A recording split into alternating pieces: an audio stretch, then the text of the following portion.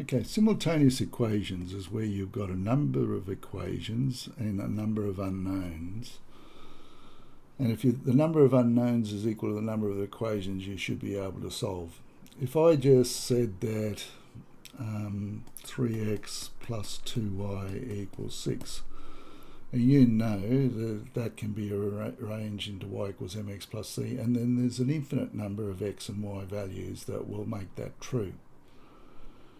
However, if I've got another equation, 2x minus y equals negative 10, then two equations there with two unknowns, x and y's are unknowns in each, two equations, I should be able to find a value that will satisfy both equations. Now, given that they are linear, if I was to sketch one of them and then sketch the other, we would come up with one x y value that would satisfy this equation and also satisfy that equation.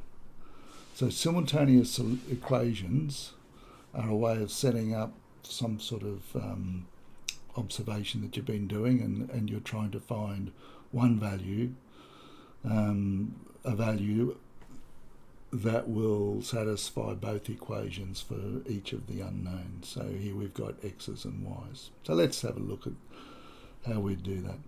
Solve for x and y. 3x plus 2y equals 6. Once again, just that question by itself, there's an infinite number of answers, but when we've got another one, we can probably narrow it down to just one x and one y value that will satisfy both equations.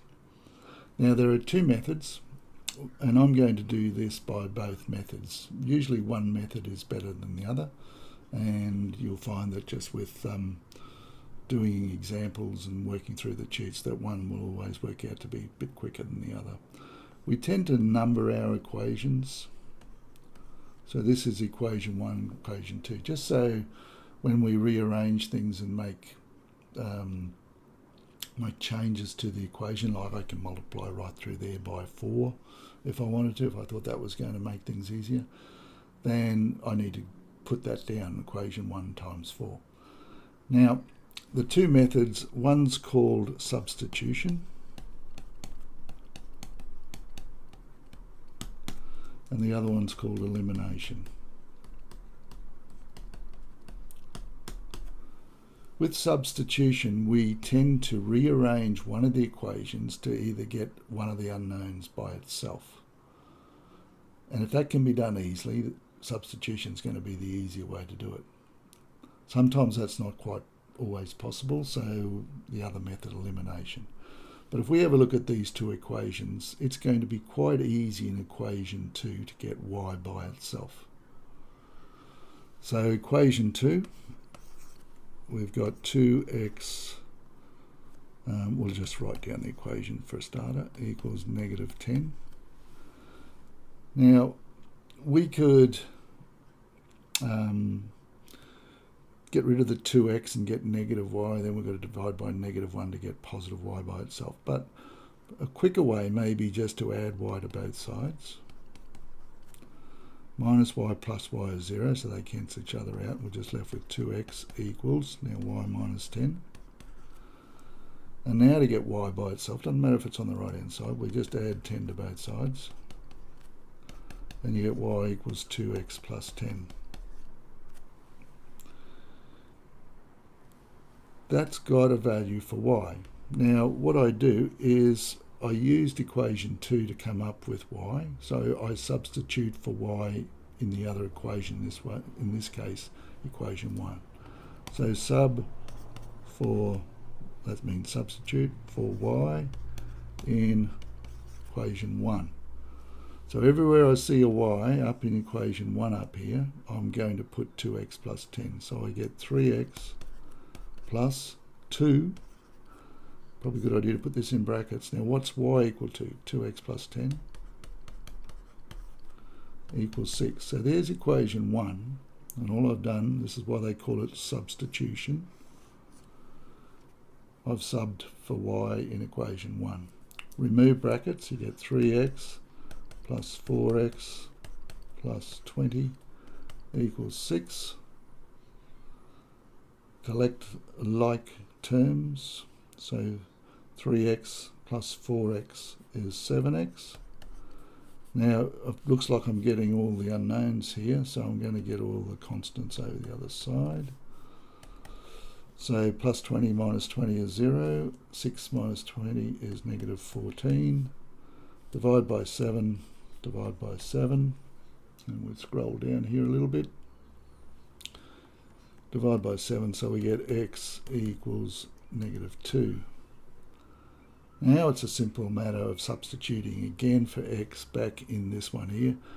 Because we've worked on equation 2, we'll call that 2a.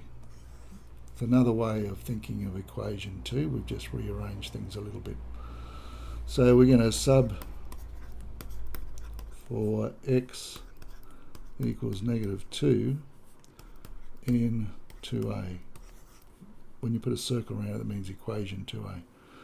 So equation 2a, this is going to give us that y value. Y equals 2. Now, y is equal to 2x plus 10. 2 times negative 2 plus 10 equals negative 4 plus 10, and that's equal to 6. So there's my two values that satisfy both equations. So we've got x equals negative 2 and y is equal to 6. So they are the answers. The only set of values or pair of values, x, y values, that will satisfy both equations. Now what we could do, and I suggest you do it, is to go back and do a check. And let's get things back here. Whoa, settle down. Okay, let's see what we've got here. We can sub, this is a check. Now let's call it a check. Check equation 1.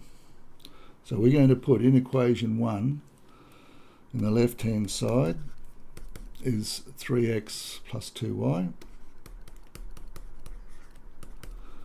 3 times negative 2 plus 2 times 6. 3 times negative 2 is negative 6 plus 12 is equal to 6. And that is equal to the right hand side. So we know it's going to satisfy the first equation. In 2, the left hand side is equal to 2x minus y is equal to 2 times negative 2 minus 6. So 2 times negative 2 is negative 4. Negative 4 to 6 is negative 10. And we look at equation 2 and negative 10 is equal to the right hand side. So that should always work, and so you should always know if you've got the right answer or not with this. Okay, so let's see how that's different to the other method. So we've got 3x plus 2y equals 6. Incidentally, we're expecting the same answers. 2x minus y equals negative 10. And we'll call that equation 1, equation 2. Now the process with this is to somehow, we're going to add the equations together, but we need to be able to eliminate one of the unknowns when we add. And if you line up the x's under the x's, the y's under the y's, and the numbers under the numbers, it makes it easy to see. If we multiply equation 2 by 2, so we're going to multiply right through this equation by 2. I'm going to get minus 2y. Then when I add together, if I've got negative 2y here, that's going to get rid of my y's. Plus 2y minus 2y is going to be 0. So if I multiply equation 2 by 2, I get 4x minus 2y equals negative 20. Don't forget to multiply this over on the right hand side here by 2 as well. Once again, because I've played around with equation 2 to get this, I will call it 2a.